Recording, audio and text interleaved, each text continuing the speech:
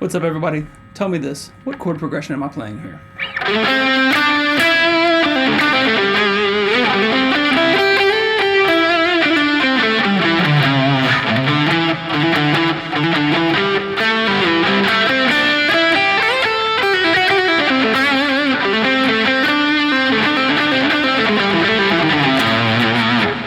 How about now? Tell me what progression I'm playing here.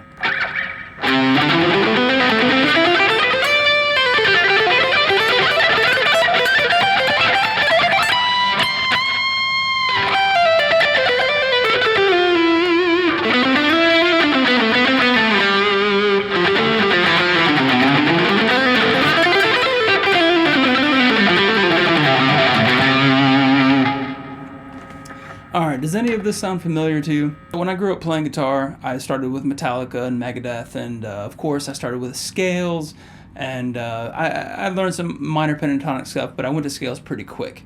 I played all of that old metal stuff, and then I got really interested in, I found Yngwie Malmsteen and Steve Vai and stuff like that, and I was just really interested in playing fast and playing what those guys were playing inspiring things and technical things and whatever. But I kept finding myself, even though I knew the scales, I still found myself not understanding how to make music out of them, or like, why didn't the solos that I were playing sound like the songs that I was playing?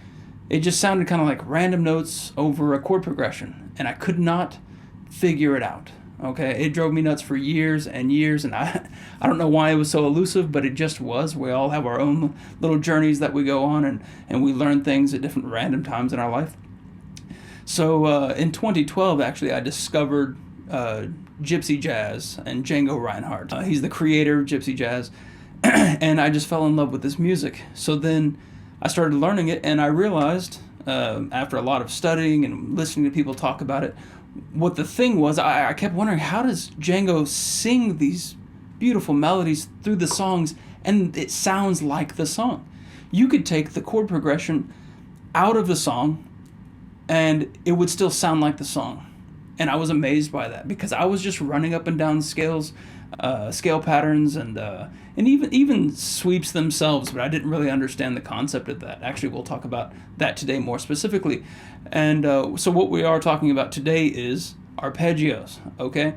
This is something that if you want to sound like the song that you're playing, then you play the arpeggios, which are the notes of the chords that you're playing, right?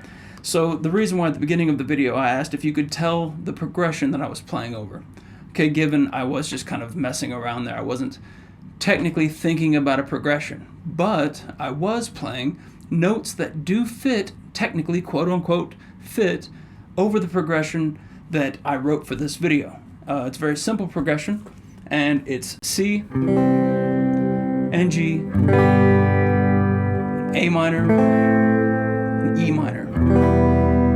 Okay. When I first started playing the pentatonics at the beginning of the video, I was playing them in A minor or C major. And all of those notes technically will fit over this progression of C, G, A minor, E minor, right?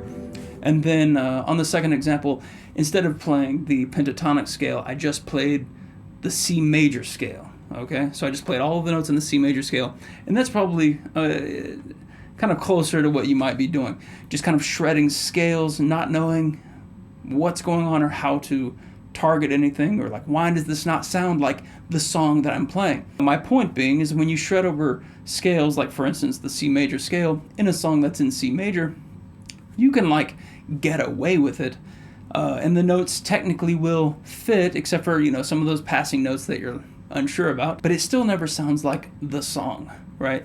So what we need to do is talk about arpeggios today, and what that is just taking the chords of the progression that we're playing and just playing the notes of those chords. So I'm just going to play the notes of this progression. So here we go.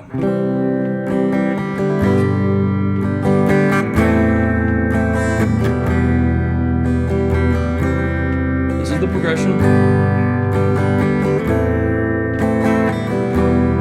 Now check this out.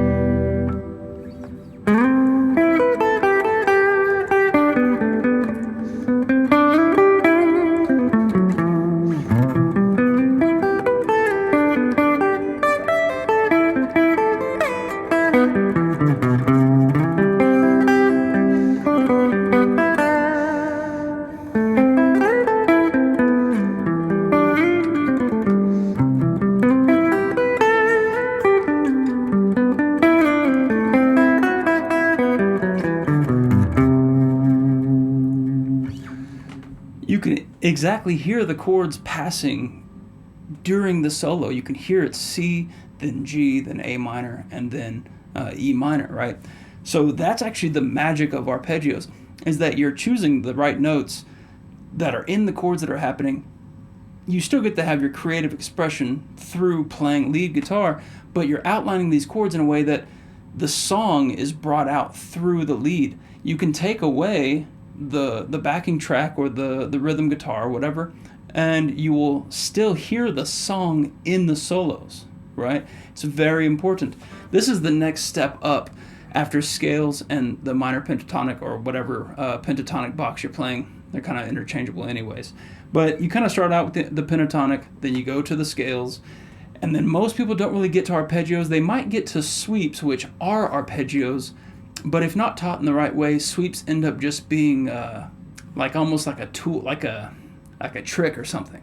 Where you're just like, right, just playing it up and down like that without really the understanding of it. So I actually did that for a long time. So when I said that I got into jazz and I learned about arpeggios, actually I knew a lot of arpeggios at that time, but I didn't know what it meant to place them in their correct places on the chords. I was using it like I was the scales, okay? So today I'm going to show you a couple of major arpeggios and a couple of minor arpeggios on starting on different strings, and hopefully you can start to use these in your own solos. And the cool thing is that you don't have to choose one or the other. You don't have to play just scales or just arpeggios. Really the key to all of this is to weave them all together, right? So you can go down an arpeggio and then right into a part of the scale and then up another arpeggio, or however you want to do it, however your improvised solo ends up going. So let's check out a couple of these things here. I'm going to turn on the distortion for the fun of it, okay? All right, folks, so let's look at a major arpeggio, and I'm going to do all of these just on E here because it's a little easier. Easier, okay, whatever. So we're going to start on the 7th fret of the A string. We're going to put our pinky, right? Ring finger, index finger, middle finger, index. Okay, so it's going to be like this a little faster. I'm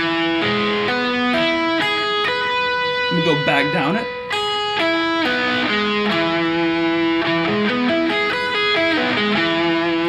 Right, this is an arpeggio.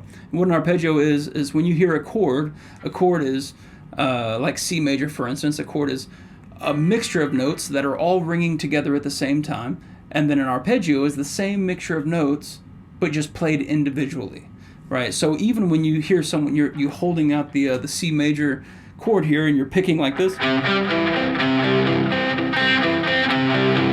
right? Some type of picking pattern. You are arpeggiating that chord, right? Just in the same way that we are here. It's just going to be around the neck in a little different fashion, right? Same exact concept though. Okay, so you got E major. All right, so there's only a couple of chords that you're going to deal with in music unless you started getting to a certain level, and if you get to that level, then that next step will be apparent to you.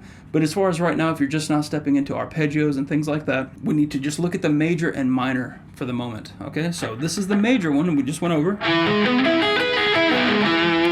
And the cool thing is that to play the minor one, it's just changing a couple of notes. Okay, so let's check it out.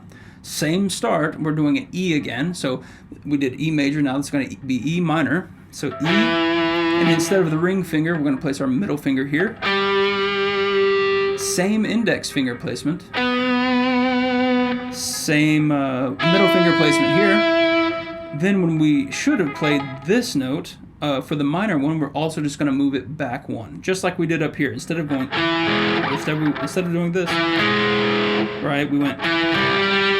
So instead of this, we're doing this. So the minor one in full looks like this.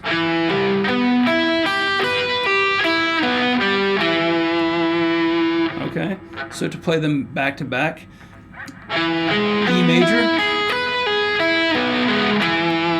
E minor. Okay, so then we can move through these.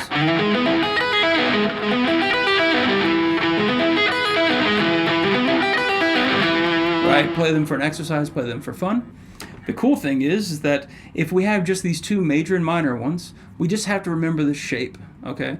So we have the shape that we kind of put into our muscle memory, and then we have to think about the chord progression.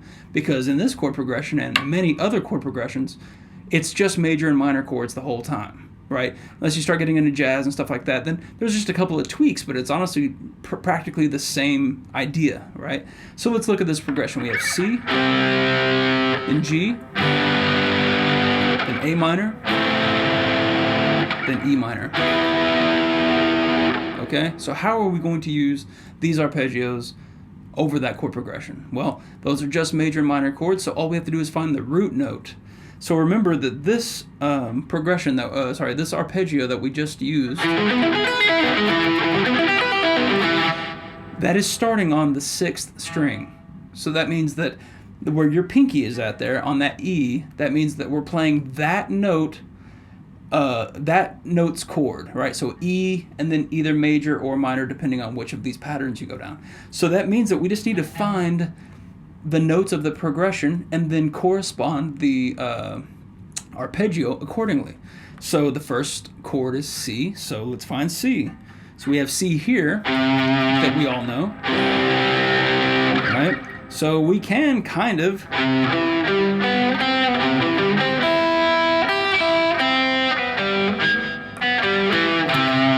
we can kind of do that right there, but honestly it's I don't ever play the open strings like that, right? But if we're going to use the same shape that we used without adding any open strings, we're going to have to find that C somewhere else on the A string. So the next one up is going to be 12 notes from the one that we found. So this is C, so the next C is not going to happen until 12 notes later, which we just have to listen if you don't want to count, right?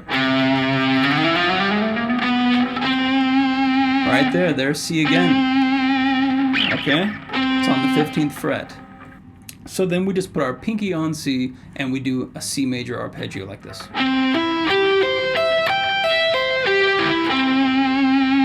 Okay? What's the next chord? G major. We just gotta find G on the A string and then we can do a major arpeggio there. So where's G at? I'm just gonna show you. It's 10th fret, right?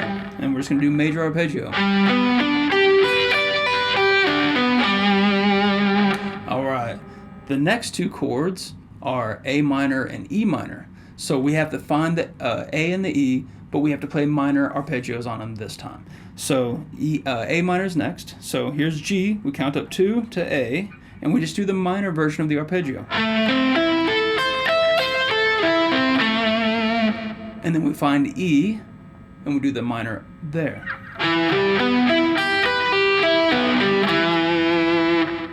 So now we can play them all back to back and we'll be playing our progression.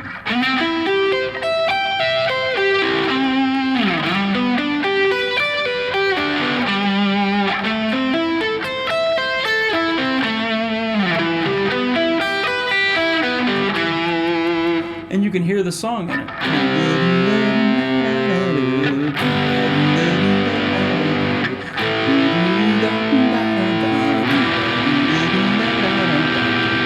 Right? So once you learn these, most people learn the entire shape and then they get stuck in that shape. So I just wanted to mention another thing here, is that you can take any part of these arpeggios and just play that small section of it, right? So we don't have to play the entire thing for it to be C major or G major, A minor, or E minor. We can just play a section of that arpeggiated shape, right? So like for instance, when we have the C major one here, we can just cut out that C on top or on the bottom and just play those 4 strings instead. So we can start where our ring finger starts, that second note, and just play from there.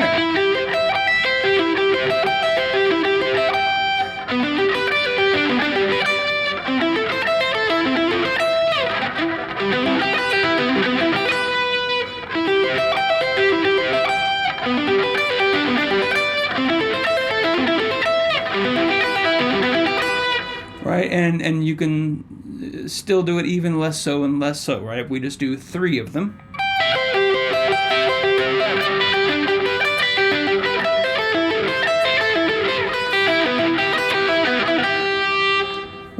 So you can just take any chunk of that you want and make music with it and have different sets of notes and things like that. You don't have to stick to those, right? And you might notice also that if you hold all of the notes down from these from this arpeggio, it makes the chord that it is, right? Because that's what an arpeggio is. Arpeggio, the definition of arpeggio is broken chord. C, G. For the minors, it's a little harder because our fingers have to be in a funny position. So it technically is this, but nobody's trying to make this stretch. It's not necessarily. So you can actually just take those 3 notes right there and do that. Just the same way that we use less notes for the arpeggio to create different types of patterns, we can do that with the chord aspect too. So if we take this major shape, like the C major, and let's just not put C on it. So we just have these 3 notes here. And that's also C major. So we can do that for all of the chords. Right, and these 3 notes for the minor are like this, right? These 3. Then you go to E minor. So then you're playing the chord progression with the same shapes that you're doing it with the arpeggios. C major.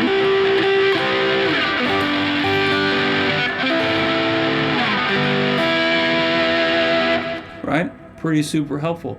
So when you follow these, you end up sounding like the song that you're trying to play. Okay? So there are many, many versions of arpeggios. When I say versions of them, I just mean fingerings of them. So like an arpeggio is just the broken up notes of a chord that you're playing. So for instance, C major only has... So my other camera ran out of space again, of course, because it always does that. So I'm just gonna wrap this up through this one. If you saw my last video, then the same thing happened. I need to fix that and figure it out. But what I was saying was that in a chord there are 3 notes. So you have a C major chord, it's C, E, and G. And when you're playing an arpeggio, that's what you're playing. Okay? So when I say there's many different variations of arpeggios, I'm meaning fingerings on the guitar, right? So it's actually the same information, but the fingering is different. So we don't want to confuse the different fingerings of a guitar for more or less complicated music, right? Because for instance, here's a G major arpeggio, right? Here's a G major arpeggio. Here's a G major arpeggio. Right? Very simple. Here's a G major arpeggio. Right? It seems way more complicated. That last one had a 7th in it, but it's 1 note. Okay, it's 1 note different. Musically though, it's just the same, right? It's not any more complicated. It's just it just looks weird on the guitar because there's so many voicings. So all we have to do as lead guitar players is just learn 1 voicing at a time and nail that voicing. So in this video, we're nailing the major and minor arpeggios from the 5th string, like this.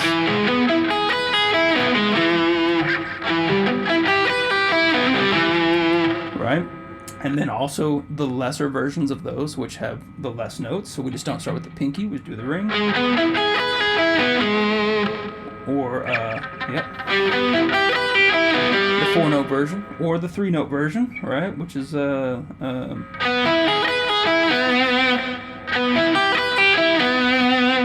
or the 2-note version if you really want to go that far. Major, minor, and you can,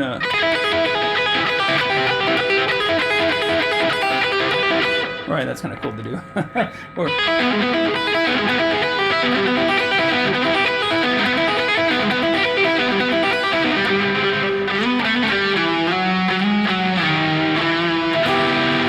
okay.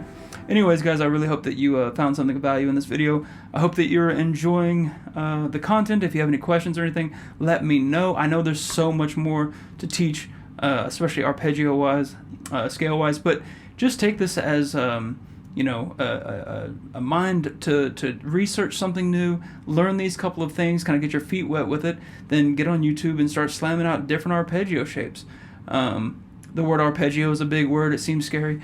It's really just playing a chord. You're just playing any old chord, just broken up into pieces. Okay, so don't let it frighten you. It's not as hard as it looks.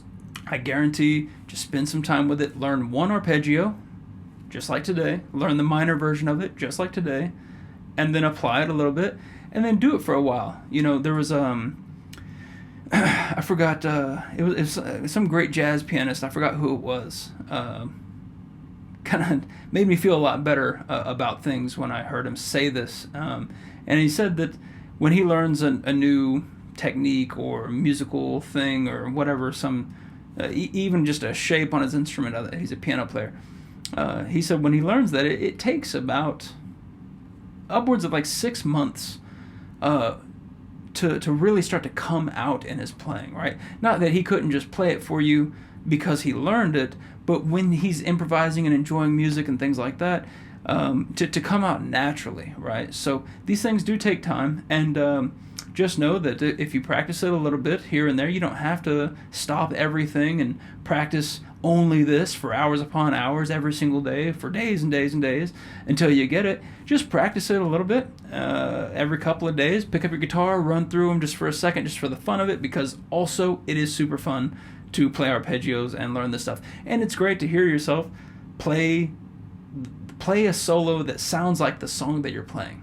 When I first got into jazz and Django Reinhardt, this was a mind blower for me.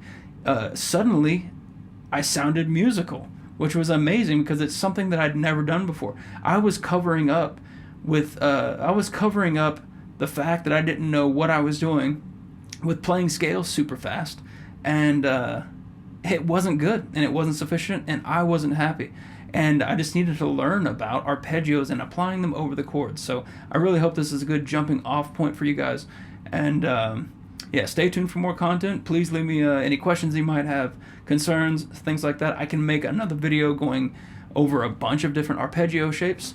I like to talk a lot if you didn't notice, so this video is at like 25 minutes. I don't know how some of these YouTubers are wrapping this type of stuff up in like 10 minutes, but I'm guessing there's not too much information in there, or I just suck really bad at condensing things. But anyways, folks, thanks so much for hanging out, and I'll see you in the next one.